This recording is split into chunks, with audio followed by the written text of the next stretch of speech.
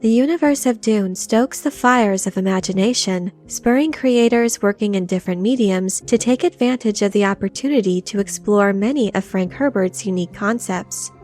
Historically, video games have been one of the most beloved formats through which many have been introduced to the Duneverse. Though several of these entries are faithful to the framework of Frank Herbert's universe, they do not always adhere strictly to canon, featuring certain narrative inventions as the themes of Dune are explored while providing a dynamic and engaging gameplay experience. In this video, I'd like to discuss a famous non-canon invention that has continued to fascinate fans, the mysterious House Ordos.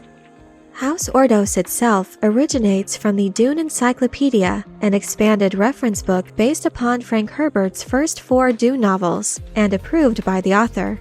In this text, Ordos is mentioned as part of a list of houses. Their coat of arms is shown to be a pair of crossed bones with ivy coiled around it. The encyclopedia doesn't provide further details on this particular house. This is the only literary reference to Ordos, and Westwood Studios chose to expand upon this piece of lore themselves by featuring House Ordos prominently in their groundbreaking RTS game Dune 2, later remastered as Dune 2000, and in the game's sequel, Emperor Battle for Dune. The developers took inspiration from the encyclopedia as well as David Lynch's 1984 film interpretation when creating a narrative based on Frank Herbert's universe.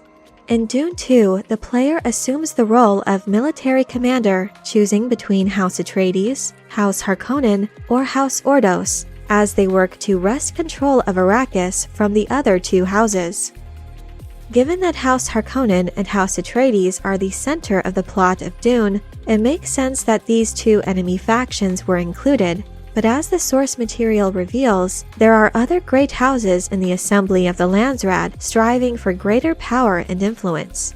The expansion of the lore of House Ordos allowed the player a different perspective, a new set of tactics based upon their unique set of ideals in their quest for the wealth of Arrakis. For the various video game entries, the emblem for House Ordos was modified from the coat of arms found in the Dune Encyclopedia to a snake coiled around a book.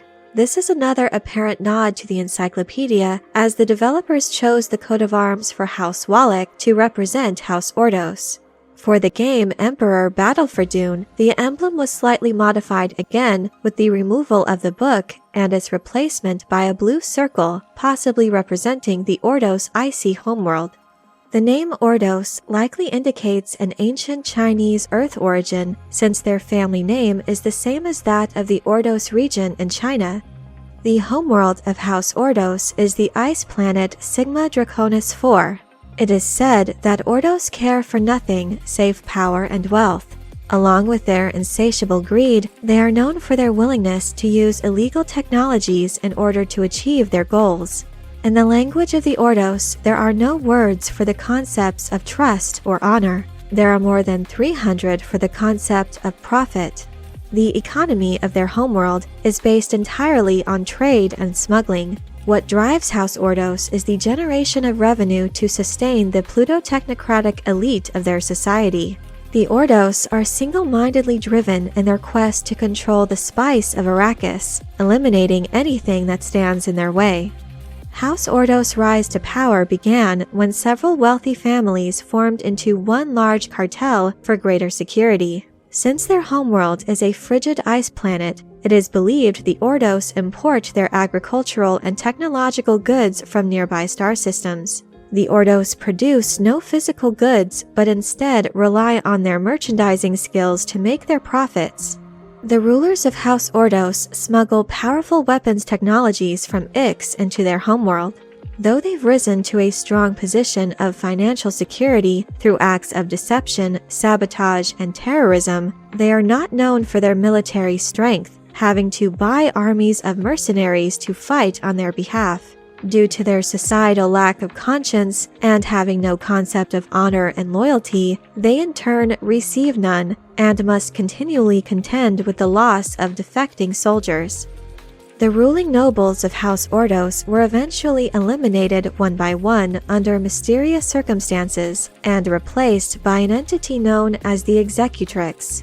Collectively, the Executrix Council rules House Ordos. It consists of 4 beings that share a single mind who communicate through a creature known only as the Speaker. The Executrix wields its authority with cold, unfeeling precision as they lack most emotions. The exact origins of the Executrix is unknown, though it likely was spawned as a result of forbidden genetic experimentation and is suspected to be a product of stolen Tleilaxu technology. After what's known as the First Spice War, House Ordos had gained the technology to make Gola soldiers.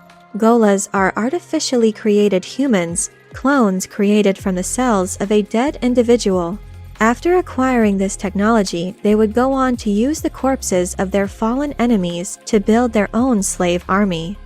Eventually, a plan was devised to create a Gola of the deceased Emperor Carino, who would be a puppet ruler serving the interests of House Ordos.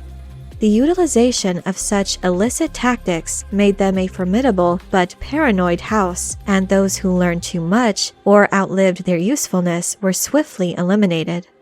There have been several mentats employed by House Ordos. Though there was little known of the mentat master of assassins Ammon, it was revealed he was executed on charges of embezzlement. His replacement was the mentat Edric O, who was a form of thinking machine of Ixian design, traded to House Ordos in exchange for a fortune in melange. Technically, Edric O is a being that merely interfaces with a machine. But regardless, the Empire would clearly see this as a violation of their laws banning thinking machines and AI, as the mentat could temporarily place his consciousness into a storage medium while his body was incapacitated, enabling him to communicate via a visual monitor. He was later replaced by the mentat Roma Atani. Though the exact fate of Edric O was unknown, he was likely eliminated after his increasing use of spice began to awaken prescient abilities. This could either be due to the spice rendering him useless as a mentat, or because his prescience caused the Ordos to perceive him as a threat. The Ordos are a technocracy in an age where even the simplest of devices are outlawed and viewed as repulsive to general society. They are depicted as ruling with cold, machine-like efficiency, as their technology began to usurp their own identity.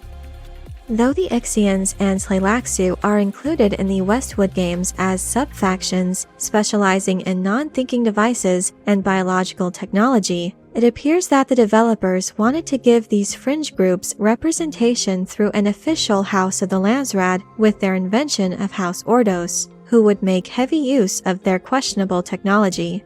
Though the stories featured in the Westwood games are non-canon, the inclusion of House Ordos in one of the most influential RTS games of all time cemented this house as a beloved piece of expanded Dune lore. But I'm curious to know what you think about House Ordos. Is there a particular aspect of their house that stands out to you? Have you had the opportunity to play any of the Westwood Dune video games? If so, what did you think? Let me know your thoughts in the comment section below. I hope you enjoyed this video. Leave a like if you did, and be sure to subscribe for more Dune and other sci-fi and fantasy news and lore. Thank you all so much for your support. And as always, have a very nerdy day.